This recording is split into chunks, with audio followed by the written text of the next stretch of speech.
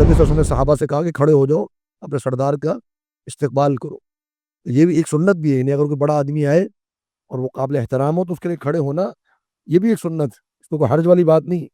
हर्ज इसमें है कि इंसान चाहे कि मेरे लिए कोई खड़ा हो, ये गलत है। अल्लाह रब्बुल आलमीन ने हमें खबर दी है, ये इंफॉर्मेशन दी है कि हमसे पहले जितनी भी कौमों पर अजाब आया है वो उनके जुल्म की वजह से आया, उनके गुनाहों की वजह से आया। सबसे पहला मुआहदा जो नबी सल्लल्लाहु अलैहि वसल्लम ने अपनी हयात तय्यबा में किया वो मुआहदा मीसाक मदीना था, जो यहूदियों से हुआ।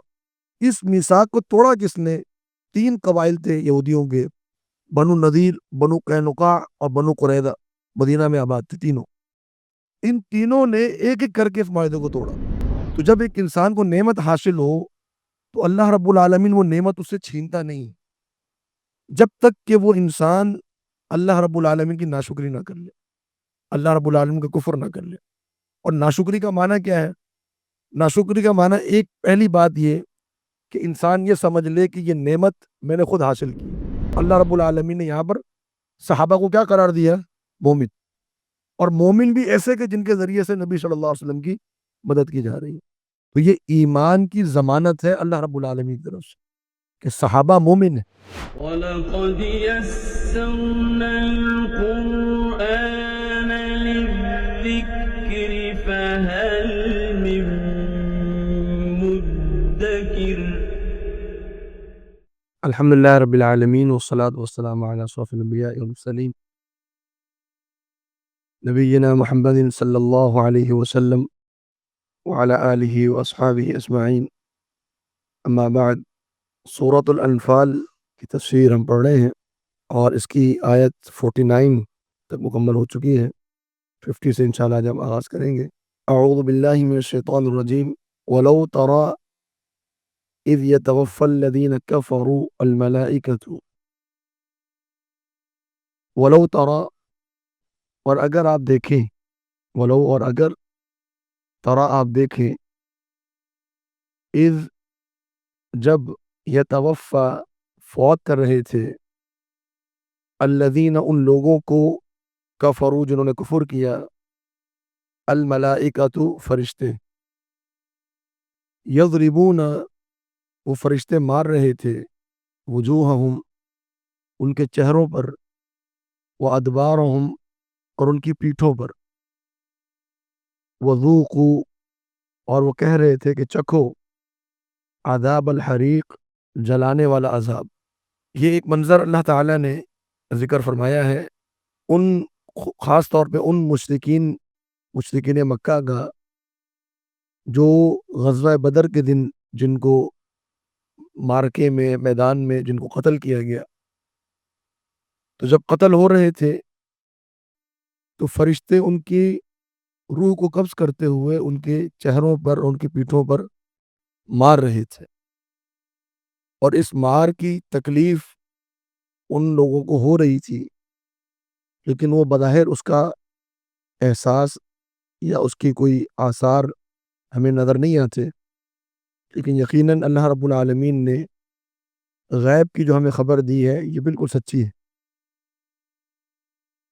बल्कि अगर अबू जहल के कत्ल का जो मंज़र है अगर उसको देख लिया जाए तो वो बड़े एक इत्मीनान की हालत में उसकी मौत हुई।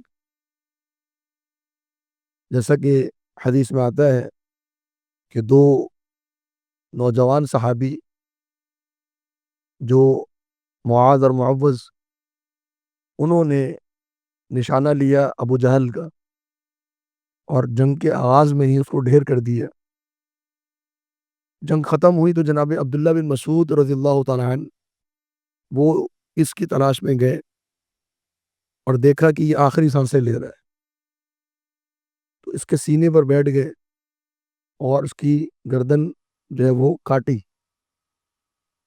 उस वक़्त उसने ये अल्फ़ाज़ कहे कि मुझे बड़ा अफ़सोस है कि मैं एक बेहैसियत शख़्स के हाथों मारा जा रहा हूँ। यानी उस वक़्त तक भी उसको कोई ईमान की जो एक ख्वाहिश थी या तमन्ना थी उसको नहीं हुई और आखिरी लम्हों तक वो अपने कुफ्र पे कायम रहा। तो ये जो एक मंज़र है चेहरे और पीठों पर मारने का, یہ جب موت کی کیفیت طاری ہو جاتی ہے اور روح نکلنے لگتی ہے تو اس وقت یہ منظر سامنے ہوتا ہے، اور یقیناً پھر اس وقت تو ہر شخص ایمان لے آتا ہے، لیکن اس وقت اس کا تعلق اور ناطہ دنیا سے کٹ چکا ہوتا ہے، اب اس کے ایمان لانے کا کوئی فائدہ نہیں ہوتا۔ تو یہ کیفیت ہے، اور یہ کیفیت بالخصوص مشرکین مکہ کے لیے تو ذکر کی گئی ہے، لیکن یہ ہر اس کافر کے لیے ہے جو کافر مسلمانوں کا مخالف ہو اور مسلمانوں کے خلاف لڑائی کرتا ہو، ان کے خلاف جنگ کرتا ہو اور مسلمانوں کو نقصان پہنچاتا ہو، تو اس کی موت کا یہی منظر ہے۔ اور ممکن ہے کہ ہر کافر کی موت کا یہ منظر ہو، واللہ عالم، لیکن یہاں پر جو ذکر کیا گیا وہ غزوہ بدر کے جو مشرکین ہیں ان کے بارے میں ذکر کیا گیا۔ وما ذالک، یہ جو سزا ہے، بما قدمت، اس کے بدلے ہے جو بھیجا ہے، ایدیکم، تمہارے ہاتھوں نے آگے، وان اللہ، اور بے شک اللہ رب العالمین، لیسا، نہیں ہے، بظلام، تھوڑا سا بھی ظلم کرنے والا، للعبیدی، اپنے بندوں کے اوپر۔ تو یہ جو تمہیں سزا مل رہی ہے اور تمہیں مار پڑ رہی ہے، یہ سزا اب تمہیں ہمیشہ ہمیشہ کے لیے ملے گی، اور اس سزا کا مستحق تم نے خود اپنے آپ کو بنایا ہے اپنے کفر کی وجہ سے۔ اللہ رب العالمین نے تم پر ظلم نہیں کیا، تم نے اپنے آپ کو خود اس ہلاکت میں ڈالا ہے اور اس سزا میں ڈالا ہے۔ پھر فرمایا کہ کدأب آل فرعون، کدأب، کا معنی ہے مثل، جیسے، دأب، دأب کا معنی عادت، کدأب، عادت کی طرح، آل فرعون، آل فرعون کی، یعنی آل فرعون کے معاملے کی طرح، جس طرح آل فرعون کے ساتھ ایک معاملہ ہوا ویسے ہی ان کے ساتھ بھی یہ معاملہ ہوا، والذین من قبلہم، اور وہ لوگ جو آل فرعون سے پہلے تھے۔ کیا معاملہ ہوا؟ کفروا بآیات اللہ، انہوں نے کفر کیا اللہ رب العالمین کی آیات کا، فأخذہم اللہ، تو پکڑ لیا ان کو اللہ تعالیٰ نے، بذنوبہم، ان کے گناہوں کی وجہ سے، اللہ کا عذاب ان پر آیا ان کے گناہوں کی وجہ سے۔ تو جتنے بھی قومیں اپنے انبیاء کی تکذیب کرتی ہیں ان پر اللہ تعالیٰ کا اچانک عذاب نازل ہوتا ہے۔ قوم فرعون کے ساتھ بھی یہی ہوا، وہ جس راستے کو صحیح سمجھ کر اور نجات کا راستہ سمجھ کے سمندر میں اتر گئے تھے، اسی سمندر میں ان کو اچانک غرق کر دیا گیا۔ اسی طریقے سے قوم سمود ہے، جس بادل کو وہ اپنے لیے بارش اور رحمت سمجھ رہے تھے، اچانک اسی بادل نے ان کو عذاب میں مبتلا کر دیا۔ قوم عاد کا بھی یہی معاملہ تھا۔ تو اللہ رب العالمین مہلت دیتا ہے کافروں کو اور پھر اچانک پکڑ فرماتا ہے۔ یہاں پر مشرکین مکہ کے ساتھ بھی یہی ہوا، جنگ شروع ہونے سے پہلے تک ان کو اپنی فتح کا یقین ہے، وہ اپنی آنکھوں سے دیکھ رہے ہیں کہ مسلمان تعداد میں بہت کم ہے، ہم لمحے بھر میں ان کو پیس کے رکھ دیں گے اور ختم کر کے رکھ دیں گے، اور اللہ رب العالمین نے جنگ شروع ہوتے ہی کایا پلٹ دی اور فرشتے نازل ہوئے، اور چند گھڑیوں کے اندر ہی میدان کا منظر تبدیل ہو گیا، 70 مشرکین مکہ جو ہیں بڑے بڑے سردار ان کے مارے گئے۔ تو یہ اللہ رب العالمین کی طرف سے ایک پکڑ ہوتی ہے کہ پہلے اللہ رب العالمین دکھاتا ہے کہ کوئی مسئلہ نہیں ہے، کوئی مسئلہ نہیں ہے، کوئی مسئلہ نہیں ہے، شیطان پیچھے ساتھ ہوتا ہے، بالکل گھڑے میں لا کے شیطان ہٹ جاتا ہے اور انسان جو ہے وہ شیطان کی پیروی میں اس گھڑے میں اتر جاتا ہے اور اللہ رب العالمین کے عذاب کا شکار ہو جاتا ہے۔ اور پھر فرمایا کہ ان اللہ، بے شک اللہ رب العالمین، قوی، بہت قوت رکھنے والا ہے، شدید العقاب، بہت سخت سزا دینے والا ہے۔ عقاب، سزا دینا، اور شدید، سخت ترین سزا دینا۔ اللہ رب العالمین جب سزا دیتا ہے، جب عقاب کرتا ہے، جب اللہ رب العالمین کا عذاب نازل ہوتا ہے تو وہ عذاب بہت سخت ہوتا ہے، کوئی معمولی پکڑ نہیں ہوتی ہے اللہ تعالیٰ کی۔ جب اللہ رب العالمین پکڑ فرماتا ہے پھر ایسی گرفت ہوتی ہے اور ایسا عذاب ہوتا ہے کہ انسان کو معلوم ہو جاتا ہے کہ واقعتاً اب اللہ رب العالمین نے پکڑ لیے، اللہ کی گرفت آ گئی۔ تو جہاں اللہ رب العالمین کی رحمت بے پناہ ہے، وہاں اللہ رب العالمین کا عذاب بھی بہت سخت ہے. تو دونوں معاملات ہیں. تو اللہ رب العالمین کی رحمت بھی کمال ہے اور اللہ رب العالمین کا عذاب بھی کمال. دونوں کے اندر کوئی نقص نہیں ہے. اور اللہ رب العالمین قوی ہے, اس کی پکڑ کرنا چاہتا ہے پکڑ فرما لیتا ہے. اگلی آیت میں اللہ رب العالمین نے اس پکڑ کی اور اس انجام کی جو وجہ ہے اور جو سبب ہے وہ بیان فرمایا. وہ بڑا قابل غور ہے. میں ذالک, یہ اس لیے, یہ بِأَنَّ اللَّهَ, بے شک اللہ رب العالمین, لم یکو, نہیں ہے وہ, مغیرن, تبدیل کرنے والا, نعمتن, کسی نعمت کو, انعمہا, جو نعمت اللہ نے کی ہو, علی قوم, کسی قوم پر. جو نعمت اللہ تعالیٰ نے کسی قوم پر کی ہو, اللہ رب العالمین اس نعمت کو تبدیل نہیں کرتا, حتی یغیروا, یہاں تک کہ وہ تبدیل کر دیں, ما, اس چیز کو, بانفسہم, جو ان کی نفسوں میں ہے. اس کے علماء نے دو معنی کیے ہیں. جو ان کے نفسوں میں ہے اس کو تبدیل کر دیں. کیا معنی؟ جو ایمان اور جو اللہ رب العالمین کی شکر گزاری ہونی چاہیے تھی اس کو تبدیل کر کے وہ کفر اور ناشکری کی طرف چلے جائیں, تو اللہ رب العالمین اس نعمت کو خود تبدیل کر دیتا ہے. اور اللہ رب العالمین اس نعمت کے بدلے اللہ رب العالمین کا عذاب اور اللہ رب العالمین کی پکڑ آ جاتی ہے. اور یہ معنی بالکل درست ہے. اب یہی مشرکین مکہ تھے, مکہ کے اندر موجود تھے. پورے عرب میں کسی کو جرت نہیں تھی کہ وہ تلوار لے کر مشرکین مکہ پہ حملہ آور ہو. حرم کے اندر جا ہی نہیں سکتے. حرم کا جو ایریا ہے, جو علاقہ ہے مکہ کا, وہاں کسی کو لڑائی کرنے کی جرت اور جسارت نہیں. تو اللہ رب العالمین نے امن عطا کیا ہوا ان کو. یہ خود اس باؤنڈری سے باہر نکلے, خود اپنے آپ کو اس عذاب کا شکار کیا. یہ باہر نکلے, اور نکلے کیوں تھے؟ کیونکہ اللہ رب العالمین کا کفر کرنے اور نبی صلی اللہ علیہ وسلم کا انکار کی وجہ سے اور شرک کی بنیاد پر یہ لوگ نکلے. تو جو ان کی جانیں محفوظ تھیں مکہ میں, ان کے مال محفوظ تھے, وہ ساری جانیں ان کی ضائع ہوئی. 70 بڑے بڑے سردار نامی گرامی جن کا عرب میں بڑا ڈنکا بجتا تھا, اور لوگ ڈرتے تھے اور خائف تھے کہ یہ قریش کو کون ہاتھ لگائے جا کے. وہ قریش خود اپنی جانیں لٹانے پہنچ گئے بدر پہ, اپنے آپ کو وہاں قتل کروا دیے, مروا دیے سب کو. یہ کیوں ہوا؟ ان اپنی اللہ رب العالمین کے انکار کی وجہ سے. تو جب ایک انسان کو نعمت حاصل ہو تو اللہ رب العالمین وہ نعمت اس سے چھینتا نہیں, جب تک کہ وہ انسان اللہ رب العالمین کی ناشکری نہ کر لے, اللہ رب العالمین کا کفر نہ کر لے.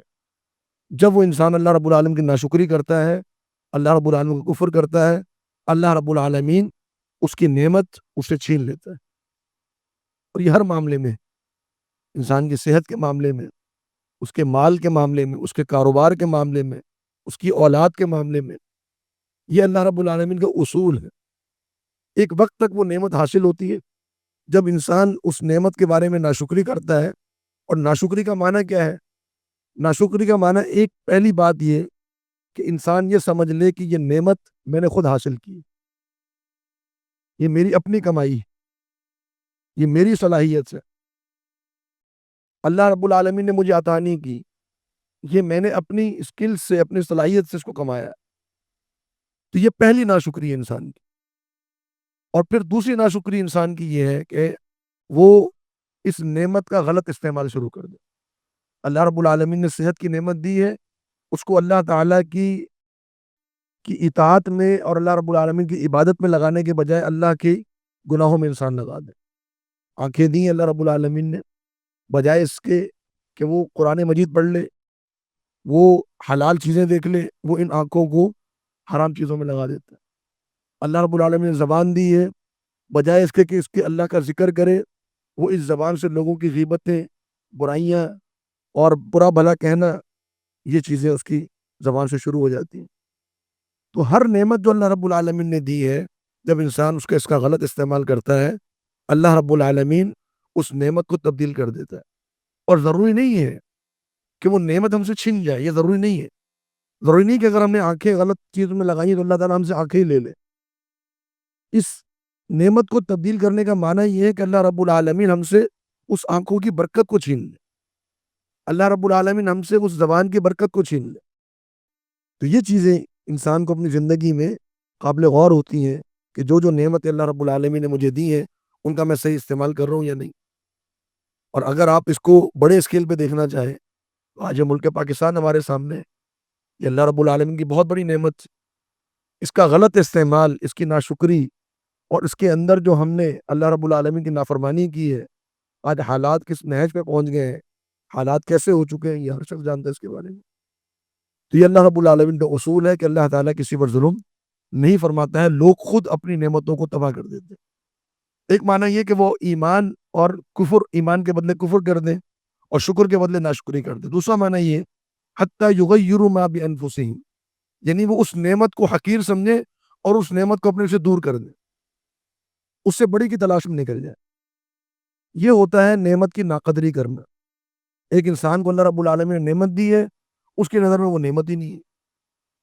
بس اوقات انسان کے پاس نعمتیں موجود ہوتی ہیں لیکن ہم اس سے خوب تر کی تلاش میں اس نعمت کو حقیر سمجھ رہے ہوتے ہیں اور اللہ رب العالمین پر وہ نعمت چھین لیتا ہے۔ ایک قوم کا واقعہ اللہ تعالیٰ نے سورہ سبا میں بیان کیا، اور وہ قوم سبا ہے جو یمن میں آباد تھی۔ ان کا ایک سفر تھا بڑا خوبصورت، بڑی نعمت اللہ نے دی تھی۔ یمن سے نکلتے تھے اور شام جاتے تھے، کئی ہزار کلومیٹر کا سفر تھا، تقریباً 2500-3000 کلومیٹر کا سفر۔ اس سفر میں وہ راستہ اللہ نے ایسا ان کو بنا کر دیا کہ اس راستے کے دونوں طرف باغات اور اس میں کنویں، ہر تھوڑے عرصے کے بعد کنواں آ جاتا اور بڑی ہی خوبصورت وادیاں آتی۔ وہ ایک بڑی نعمت تھی۔ اب وہ نعمت کی ناقدری ان کی، یا اللہ اور اس سفر کو بڑا کر دے اور ہمیں اور مزید دے دے، اب اس میں مزہ نہیں آ رہا، بور ہو گئے ہیں، اب کچھ اور اس کی جگہ مل جائے۔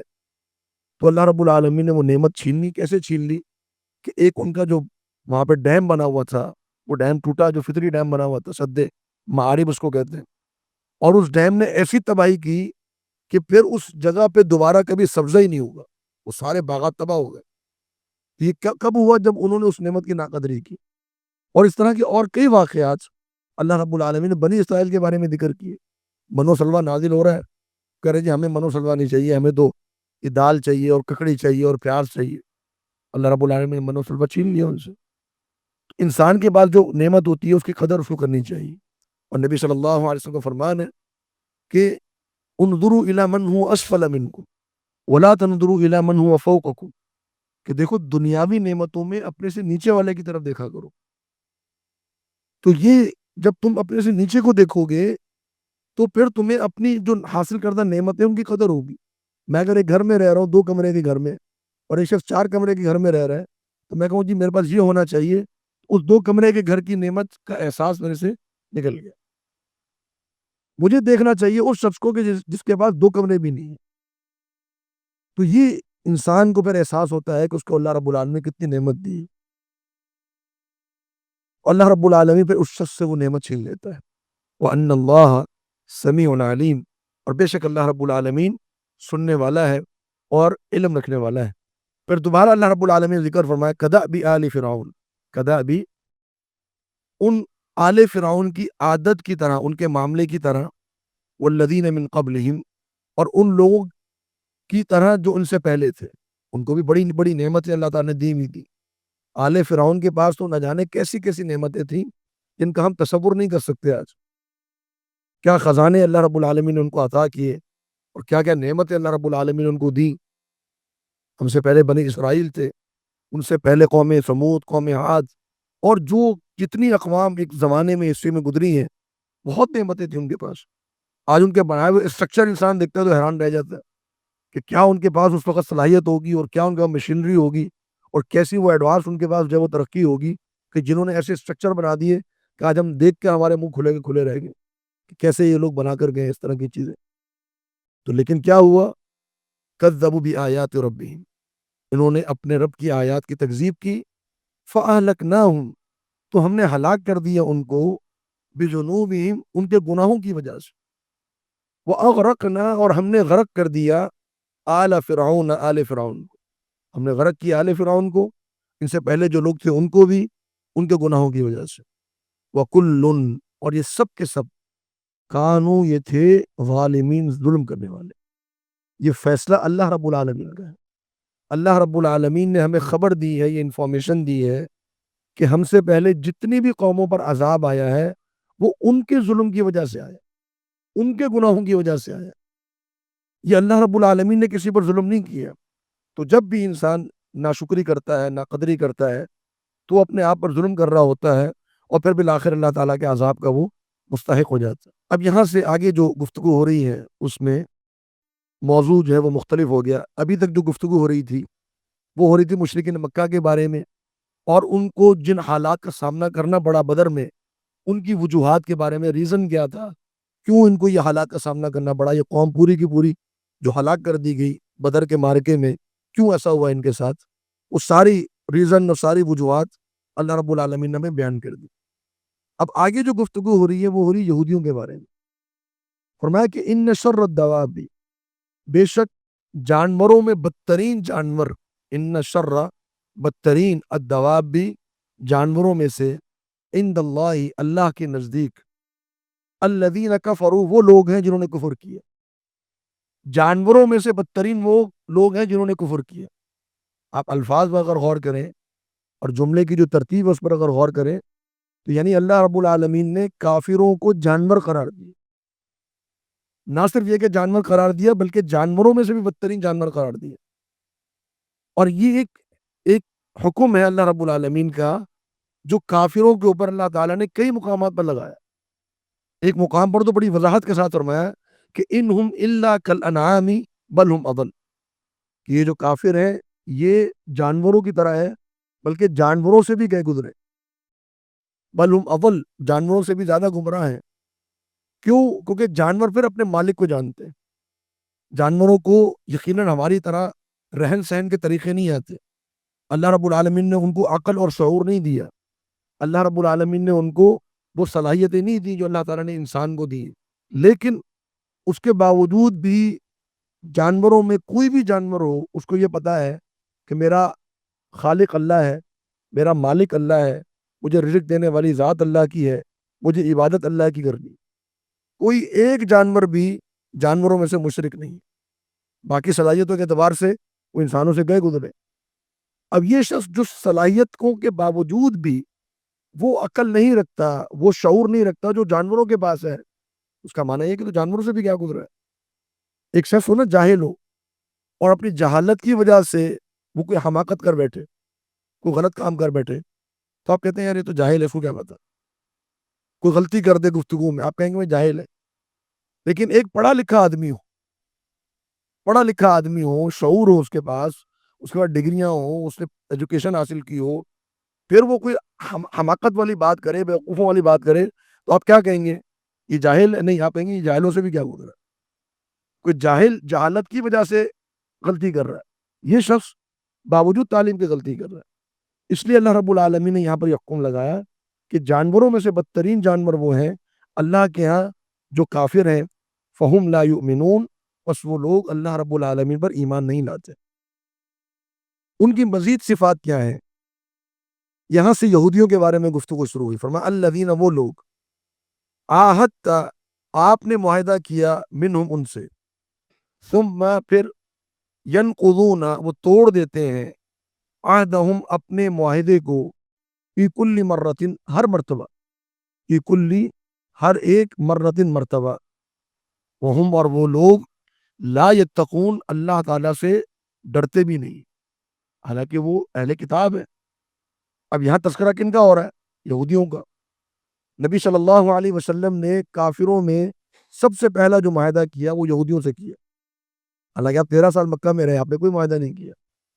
کافروں سے جو معاہدہ ہوا وہ صلح حدیبیہ کے موقع پر ہوا, 6 ہجری میں جا کر, 6 سال کے بعد. سب سے پہلا معاہدہ جو نبی صلی اللہ علیہ وسلم نے اپنی حیات طیبہ میں کیا وہ معاہدہ میثاق مدینہ تھا جو یہودیوں سے ہوا. اور اس کی 4-5 شقیں تھے, کوئی تفصیلی کوئی بڑا لمبا چوڑا معاہدہ نہیں تھا. معاہدہ یہ تھا کہ جی امن, مدینہ میں امن سے رہیں گے, ہم ایک دوسرے کی مخالفت نہیں کریں گے, ایک دوسرے کے خلاف سازشیں نہیں کریں گے, اور مدینہ کی ترقی میں مل کر حصہ ڈالیں گے. اور اگر کوئی دشمن مدینہ پر حملہ آور ہوتا ہے باہر سے تو مل کر اس کا مقابلہ کریں گے. یہ 4-5 شقیں تھیں اس کی. آپ اپنے دین پر عمل کرو, ہم اپنے دین پر عمل کریں گے, بات ختم ہوگی. میثاق مدینہ. اب اس میثاق کو توڑا کس نے؟ 3 قبائل تھے یہودیوں کے، بنو نذیر، بنو قینقاع اور بنو قریظہ، مدینہ میں آباد تھے تینوں. ان تینوں نے ایک ایک کر کے اس معاہدے کو توڑا. بنو نذیر نے معاہدے کو توڑا، مسلمانوں کی عزت پر حملہ آور ہو کے، ایک عورت کی عزت پر حملہ آور ہوئے، نبی صلی اللہ علیہ وسلم نے ان کو مدینہ سے نکال دیا. بنو قینقاع نے حملہ کی، اس معاہدے کو توڑا. کس طرح توڑا؟ نبی صلی اللہ علیہ وسلم پر معاذ اللہ قاتلانہ حملہ کر. آپ صلی اللہ علیہ وسلم ایک یہودی کے گھر کے باہر بیٹھے ہوئے تھے، گفتگو کے لیے تشریف لائے. انہوں نے اوپر سے چکی کا جو بھاری پارٹ ہوتا ہے، جو چکی کے 2 پارٹ ہوتے ہیں، وہ ایک بھاری پارٹ اوپر سے گرایا تاکہ آپ کے سر مبارک پر گرے اور آپ وہیں آپ کی جو ہے وہ موت واقع ہو جائے معاذ اللہ. نبی صلی اللہ علیہ وسلم کو پہلے بتا دیا گیا اور آپ فوراً وہاں سے اٹھ کے آ گئے. اب یہ دیکھیں معاہدہ توڑا انہوں نے. نبی صلی اللہ علیہ وسلم نے ان کو بھی مدینہ سے نکال دیا اور مزید ان کے خلاف کوئی کارروائی نہیں کی گئی. لیکن اب یہاں پر تیسرا ایک جو قبیلہ رہ گیا تھا وہ تھا بنو قریظہ، اور یہ قبائل میں سب سے بدترین قبیلہ تھا بنو قریظہ کا، اور یہ سب سے مضبوط قبیلہ تھا. اب ان کے بارے میں بات ہو رہی ہے. فرمایا فَإِمَّا، بس ضرور، تَثْقَفَنَّهُمْ، آپ پائیں ان کو، فی الحرب، بھی جنگ میں، فشرد، تو آپ بھگا دیں، بہم، ان کے ذریعے سے، من خلفہم، جو ان کے پیچھے، آپ ان کے ذریعے سے ان کے پیچھے جو لوگ ہیں ان کو بھگا دیں، لعلہم، تاکہ وہ لوگ یذکرون، نصیحت حاصل کر سکیں. یعنی اب اللہ رب العالمین نے نبی صلی اللہ علیہ وسلم کو حکم دیا کہ اب اگر یہودی کو معاہدہ توڑتے ہیں تو آپ ان کو ایسا نشان عبرت بنا دیں کہ دوسروں کو ان سے عبرت حاصل ہو، دوسروں کو نصیحت حاصل ہو.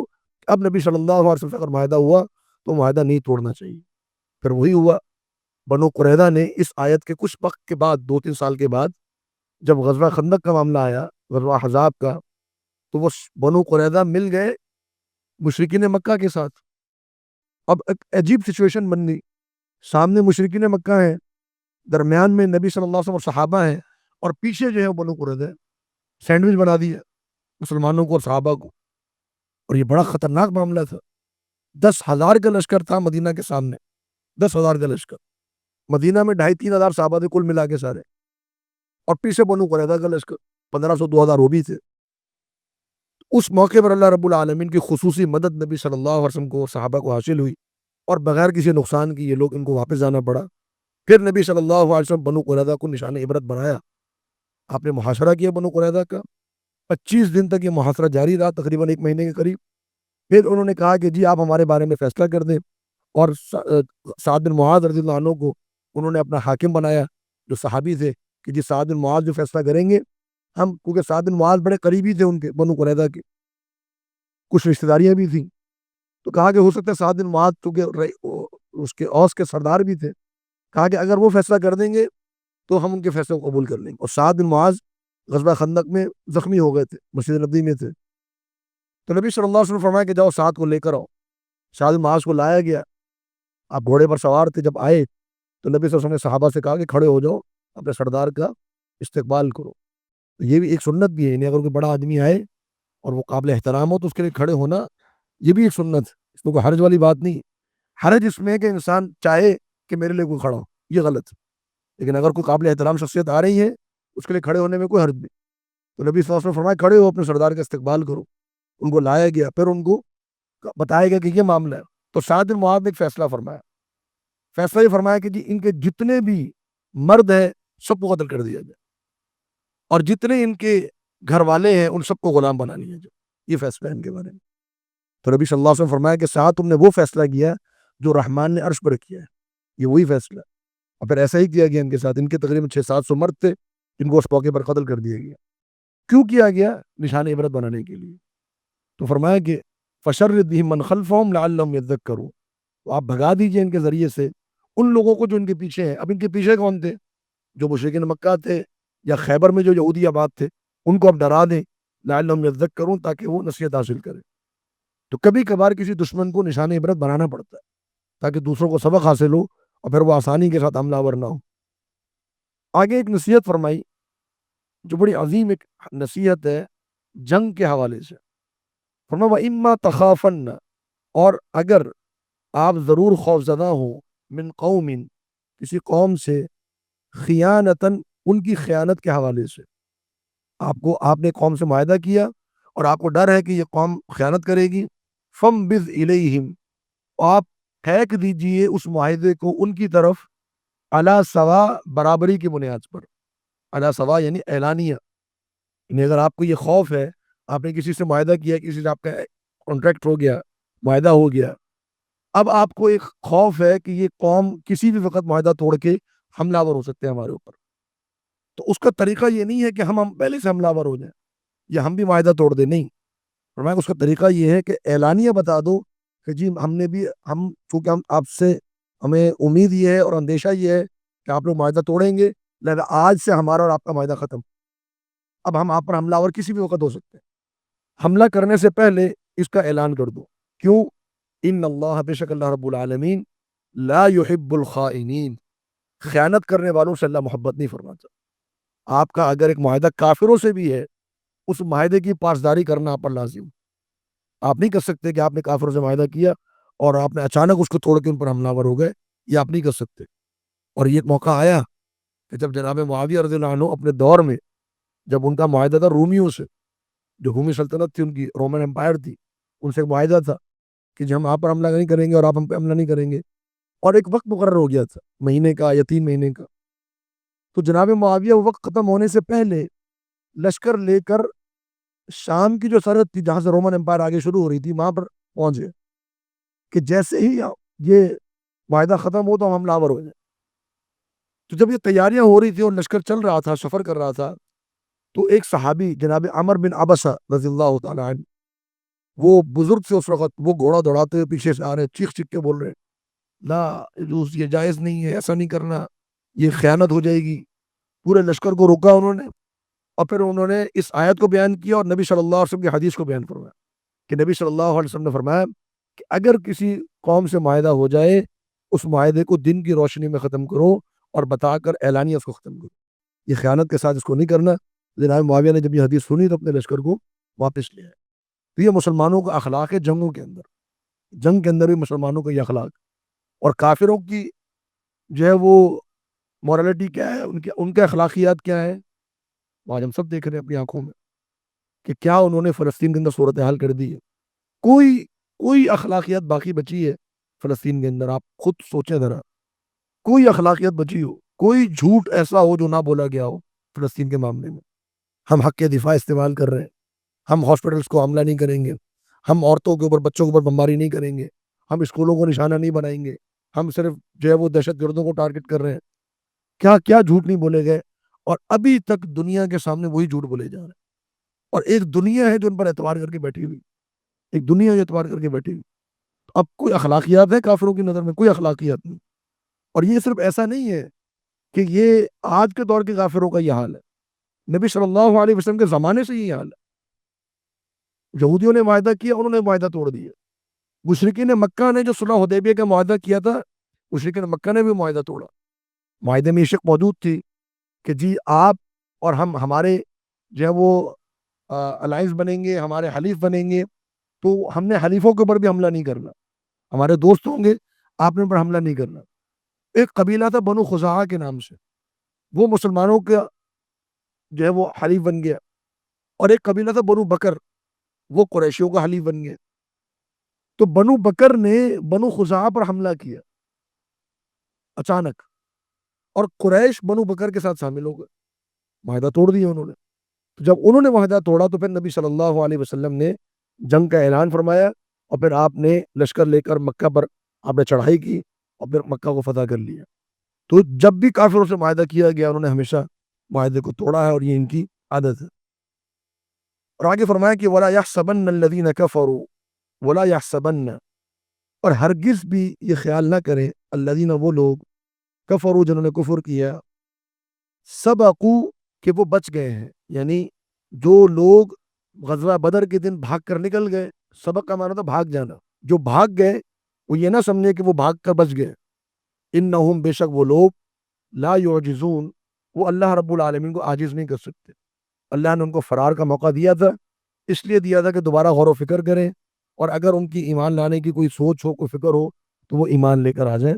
لیکن اللہ رب العالمین کے پکڑ سے وہ بچ نہیں سکتے. وَأَعِدُّوا، اور تم تیاری کرو، لہم ان کے لیے، مستطاعتم جو تمہاری استطاعت ہو، من قوتن کوئی بھی قوت ہو تمہارے پاس، من رباط الخیل، من رباط الخیل جو رباط الخیل ہے یعنی گھوڑے کا باندھنا، رباط کہتے ہیں باندھنا، ربط کرنا، باندھنے کو، گھوڑے کے باندھنے سے ان کے خلاف تیاری کرو.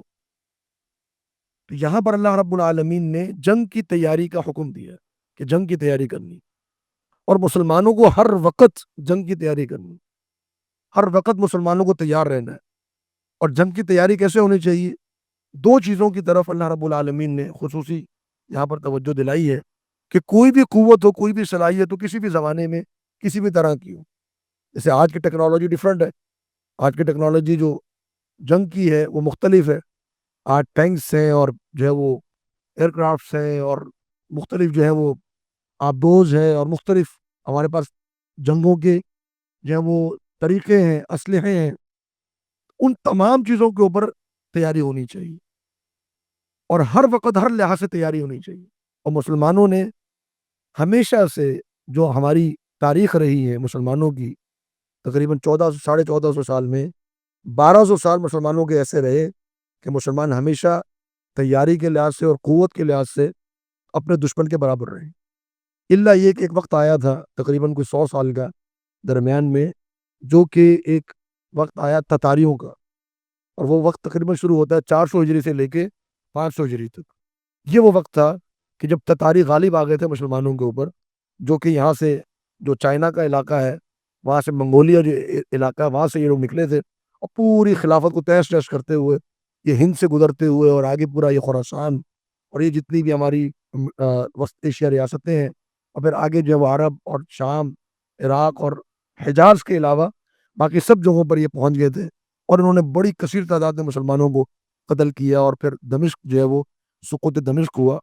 تو یہ ایک وقت ہے 100 سال کا، اور اس میں بھی اللہ رب العالمین کی بڑی حکمت تھی کہ یہی تتاری بعد میں مسلمان ہوئے، اور انہی تتاریوں کے ذریعے سے اللہ رب العالمین نے اسلام کو قوت بخشی.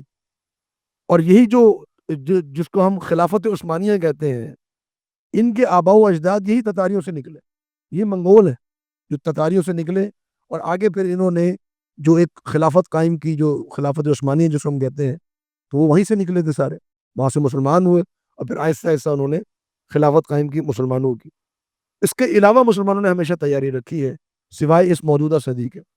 آج 57 اسلامی ممالک ہیں، چند ایک کے پاس فوجیں بھی ہوں گی، لیکن اگر ویسے کمپیریزن کیا جائے مسلمانوں کا اور کافروں کا، تو وہ کمپیریزن بنتا ہی نہیں ہے، نہ ہی جنگ کے حوالے سے، نہ ہی اکانومی کے حوالے سے، اور نہ ہی اس غیرت اور حمیت کے حوالے سے جو کافروں کے اندر یہودیوں کے لیے تو موجود ہے، مسلمانوں کے اندر مسلمانوں کے لیے موجود نہیں ہے. تو یہ اس زوال کی جو داستان ہے، اس کا جو سبب ہے وہ مسلمانوں کے اندر جہاد کی کمزوری اور اس آیت کے اوپر عمل نہ کرنا ہے. انسان اگر تیاری رکھے تو تیاری ہو دشمنوں کے خلاف، تیاری اپنے خلاف نہ ہو، اپنے لوگوں کے خلاف نہ ہو. تیاری کس کے خلاف ہونی چاہیے؟ وَتُرْهِبُونَ بِهِ، تم ڈراؤ اس قوت کے ذریعے سے عدو اللہ، اللہ کے دشمن کو، وہ عدوکم، اور اپنے دشمنوں کو. جو تمہارے دشمن ہیں، جو اللہ کے دشمن ہیں، جو کافر ہیں، تمہاری تیاری ان کے خلاف ہونی چاہیے. ہماری تو ایک تاریخ بھری پڑی ہے مسلمانوں کی خانہ جنگی کی، آپس میں لڑائیاں، آپس میں جنگیں، آپس میں اختلافات، ایک دوسرے سے گتھا گتھا ہو گئے. اس وجہ سے مسلمانوں کی جو قوت ہے وہ پارا پارا ہوگی، ختم ہوگی. تو اصل جو طاقت ہے وہ استعمال کرنی ہے کافروں کے خلاف. اور آخرین، اور دوسرے لوگ ہیں من دونہم جو ان کے علاوہ ہیں. ابھی تمہارے سامنے جو دشمن ہیں وہ دو ہیں، ایک یہودی ہیں اور دوسرے مشرکین مکہ ہیں، لیکن کچھ اور بھی دشمن ہیں ان کے علاوہ. وہ کون ہیں؟ فرمایا لا تعلمونہم، تم ان کو نہیں جانتے. اللہ یعلمہم، اللہ رب العالمین ان کے بارے میں علم رکھتا ہے. تمہارے اور بھی دشمن ہیں جو تم پر نظر رکھ کے بیٹھے ہوئے ہیں، جو تم پر حملہ کرنے کی تیاری کر رہے ہیں، تم ان کو نہیں جانتے. یہ کون سے دشمن تھے؟ ان کے بارے میں مفسرین کا اقوال یہ ہے، اس سے مراد رومن اور پرشین امپائر ہے. جو رومی سلطنت تھی اور فارسی سلطنت تھی جو اس وقت موجود تھی، ان کی بڑی گہری نگاہیں تھیں مسلمانوں کی اوپر اور مشرکین مکہ کے جو حالات چل رہے تھے اس کے حوالے سے. اور نبی صلی اللہ علیہ وسلم نے اپنے زمانے میں رومن امپائر کے خلاف جہاد کا آغاز کر دیا تھا دو طریقوں سے۔ ایک جو غزوہ تبوک ہوا، تو غزوہ تبوک اصل میں ہوا ہی رومن امپائر کے خلاف تھا۔ نبی صلی اللہ علیہ وسلم تبوک کے مقام پر گئے اور مقصد یہ تھا، معلوم یہ ہوا تھا کہ رومن امپائر 3 لاکھ کا لشکر لے کر آ رہی ہے جو کہ مدینہ پہ حملہ آور ہوگا۔ تو نبی صلی اللہ علیہ وسلم نے ان کو روکنے کے لیے ان کی بارڈر تک گئے کہ لڑائی ہونی تو یہی ہو، ان لوگوں کو مدینہ پہنچنے نہ دیا جائے۔ اور مدینہ سے تبوک کا جو فاصلہ ہے وہ تقریباً 900 کلومیٹر کا فاصلہ ہے۔ تو آپ صلی اللہ علیہ وسلم 900 کلومیٹر اس زمانے میں آپ طے کر کے گئے تبوک پر، جو رومن امپائر کا بارڈر تھا، اور وہ پھر وہاں آپ صلی اللہ علیہ وسلم تقریباً آپ نے 19 دن قیام فرمایا ہوا۔ سب سے زیادہ دن جو آپ نے قیام کیا کسی سفر میں وہ تبوک میں تھا، 19 دن آپ نے قیام کیا۔ رومیوں کی جرت نہیں ہوئی نبی صلی اللہ علیہ وسلم کے سامنے آنے کی، اور کوئی لشکر لے کر سامنے نہیں آ سکے۔ تو نبی صلی اللہ علیہ وسلم وہ علاقہ فتح کر کے تبوک کا پھر آپ واپس آ گئے۔ اور دوسرا یہ کہ آپ صلی اللہ علیہ وسلم نے اپنی وفات سے قبل ایک لشکر تیار کیا جس کا مقصد یہ تھا کہ وہ رومیوں پر حملہ کرے گا۔ پہلا تھا کہ رومیوں کو ان کے بارڈر پہ روکنا ہے، اب دوسرا جو لشکر تھا وہ تیار کیا کہ اب رومیوں کی جو ہے وہ امپائر میں گھسنا ہے اور اندر جا کے ان پر حملہ کرنا ہے۔ اس کے لیے جو لشکر تیار کیا تھا اپنی وفات سے قبل، اس کے جو کمانڈر تھے وہ اسامہ بن زید رضی اللہ تعالیٰ عنہ تھے۔ نبی صلی اللہ علیہ وسلم اپنی وفات سے پہلے لشکر تیار کر چکے تھے، بھیجا نہیں تھا، اور آپ کی وفات ہو گئی۔ اور جناب ابوبکر صدیق رضی اللہ عنہ نے خلافت سنبھالنے کے بعد کئی صحابہ نے آپ کو مشورہ دیا کہ جی آپ اس لشکر کو بھی روک دیں، حالات خراب ہو چکے ہیں، لوگ باغی ہو چکے ہیں، بڑے معاملات خراب ہیں، خانہ جنگی ہو گئی ہے، اب آپ اس لشکر کو روانہ نہ کریں۔ جناب ابوبکر صدیق رضی اللہ عنہ نے ایک بڑی خوبصورت بات کہی، فرمایا کہ میں اس جھنڈے کو نہیں کھول سکتا جس جھنڈے کو نبی صلی اللہ علیہ وسلم باندھ کر گئے۔ جو لشکر آپ نے تیار کر دیا اس لشکر کو میں روک نہیں سکتا۔ تو آپ نے جناب اسامہ بن زید کی سربراہی میں وہ لشکر روانہ کیا۔ صرف یہ اجازت دی کہ عمر بن خطاب جو کہ اس لشکر میں شامل تھے، کہا کہ ان کو آپ میرے پاس چھوڑ دیں، باقی اب پورا لشکر لے کے چلے جائیں۔ جناب اسامہ بن زید گئے، مقابلہ بھی کو اور فتح بھی اللہ رب العالمین نے نصیب فرمائی۔ تو یہ ہے کہ لا تعلمونہم اللہ یعلم، آپ علم نہیں رکھتے، اللہ رب العالمین اس کا علم رکھتا ہے۔ تو جنگوں کے حوالے سے یہ تحریک دلا کر اور اس کی ترغیب دلا کر اللہ رب العالمین نے آگے ایک اور بات ذکر فرمائی، وما تنفقوا من شیء، اور جو کچھ بھی تم خرچ کرتے ہو کسی چیز سے، فی سبیل اللہ، اللہ کے راستے میں، یوفی الیکم، وہ پورا پورا لوٹا دیا جاتا ہے تمہاری طرف، وانتم لا تظلمون، اور اس حال میں کہ تم پر کوئی ظلم نہیں کیا جاتا۔ تو پہلے جو جنگ ذکر کی وہ جنگ ذکر کی جسمانی جنگ، بدنی جنگ، کہ نکلو لشکر میں، تیاری کرو، ان کے لیے ہمت کرو، اور جو لوگ جسمانی طور پہ شریک نہیں ہو سکتے وہ مالی طور پہ جہاد کریں، وہ اپنے مال سے جہاد کریں، اللہ کے راستے میں مال خرچ کریں۔ تو یہ ایک صورت جو اللہ رب العالمین نے ذکر فرمائی، جہاد بالسیف اور جہاد بالمال، یہ دونوں صورتیں ہیں جہاد کرنے کی۔ اور جو موجودہ حالات ہیں ان کے اندر بھی یہ جہاد ہے، اور آئندہ بھی جہاد چلتا رہے گا۔ نبی صلی اللہ علیہ وسلم فرمانے کا الجہاد ماض الی یوم القیامہ، جہاد قیامت کی جو ہے وہ دروازے تک یہ جہاد میں چلنا ہے۔ اس کا معنی یہ نہیں ہے کہ ہر روز جہاد ہو رہا ہوگا، معنی یہ کہ جہاد منسوخ نہیں ہوگا، کچھ وقت کے لیے ہو سکتا ہے کہ موقوف ہو جائے، پھر دوبارہ جہاد کا آغاز ہو جائے۔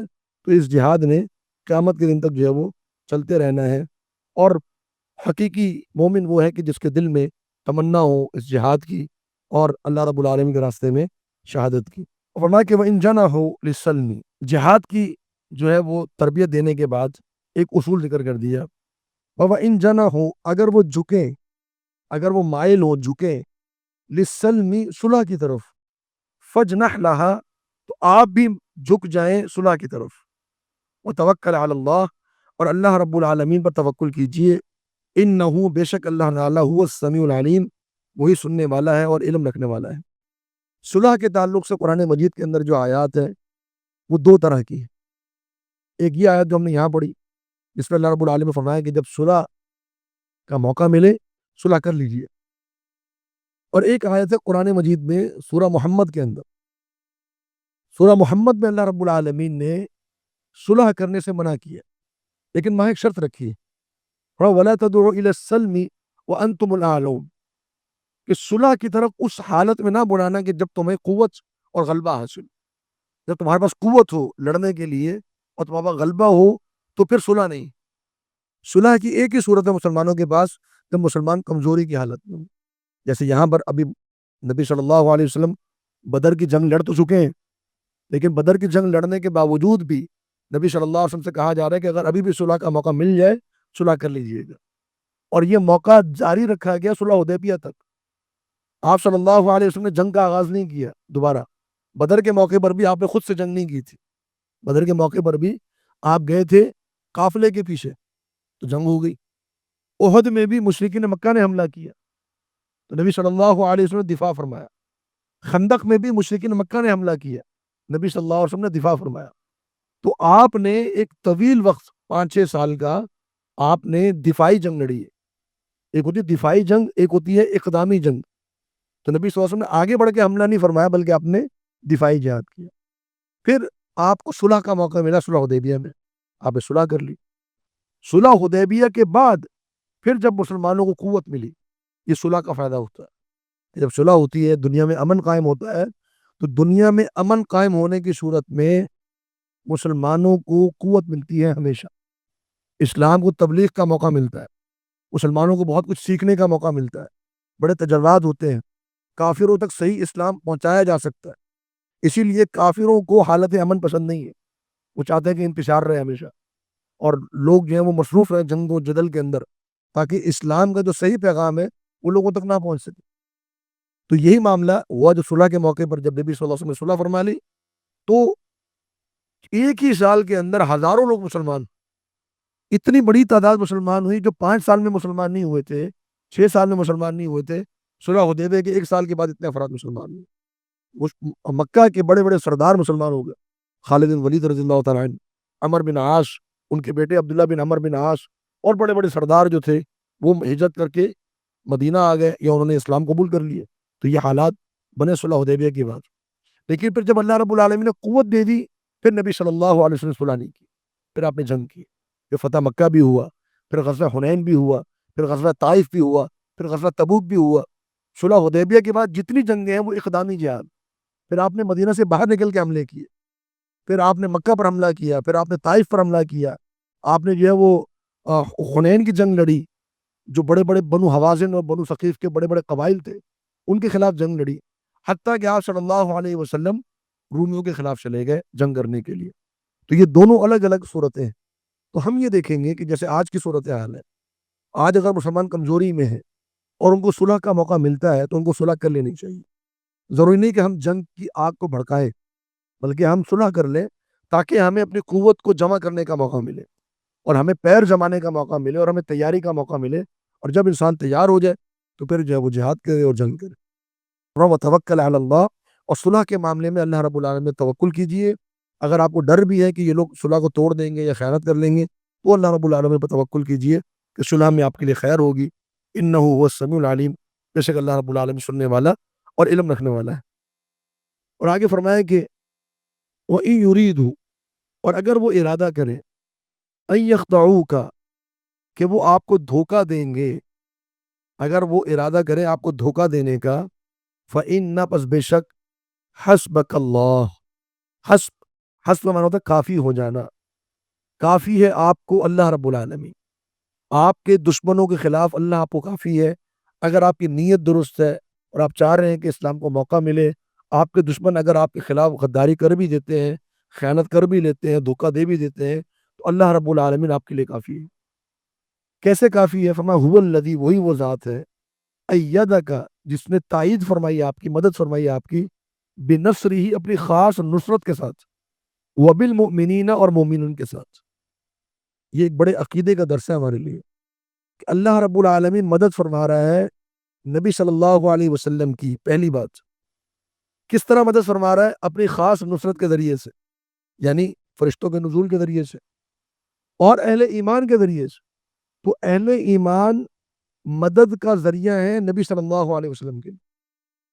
تو جو لوگ کہتے ہیں یا رسول اللہ مدد، ان کو یہ سوچنا چاہیے کہ رسول اللہ صلی اللہ علیہ وسلم کو مدد پہنچائی جا رہی ہے اہل ایمان کے ذریعے سے، اور مدد پہنچانے والا کون ہے؟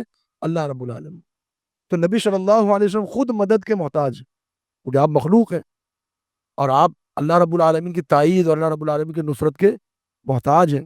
اور اللہ رب العالمین اپنے انبیاء کی مدد فرماتا ہے کئی مخلوقات کے ذریعے سے، بہت سارے لشکروں کے ذریعے سے۔ تو اللہ رب العالمین جس لشکر کو چن لے، اللہ رب العالمین نے مومنین کے ذریعے سے نبی صلی اللہ علیہ وسلم کی مدد فرمائی۔ اب یہاں مومنین سے مراد کون؟ سوچیں ذرا اس بات، مومنین سے کون مراد ہے؟ صحابہ کرام۔ یعنی نبی صلی اللہ علیہ وسلم نے یہاں پر، اللہ رب العالمین نے یہاں پر صحابہ کو کیا قرار دیا؟ مومن۔ اور مومن بھی ایسے کہ جن کے ذریعے سے نبی صلی اللہ علیہ وسلم کی مدد کی جا رہی ہے۔ تو یہ ایمان کی ضمانت ہے اللہ رب العالمین کی طرف سے کہ صحابہ مومن ہے، اور صحابہ کو اللہ رب العالمین نے مومن قرار دی، یہاں پر نہیں اور کئی مقامات پر۔ اس میں اکثر بلکہ تقریباً اتفاق اس مسئلے پر کہ مہاجرین کو انصار پر فضیلت حاصل، مہاجرین کو انصار پر فضیلت حاصل ہے۔ بعض علماء کی رائے یہ ہے کہ انصار کو مہاجرین پر فضیلت ہے۔ آج کے بہت سے جو ممالک ہیں امریکہ میں، یورپ میں، وہ دارالکفر ہونے کے ساتھ ساتھ وہ محارب کافر بھی ہیں۔ اسلامی صورت میں دیکھا جائے اس کے لیے بالکل جائز نہیں۔ ہم آج اپنے ممالک کو دارالاسلام نہ بھی کہیں، دارالمسلمین ضرور ہے، یہاں کا اگر حاکم ہو، یہاں کا نظام، اس پہ بحث کی جا سکتی ہے، لیکن یہاں کی اکثریت کیا ہے؟ مسلمانوں کی ہے۔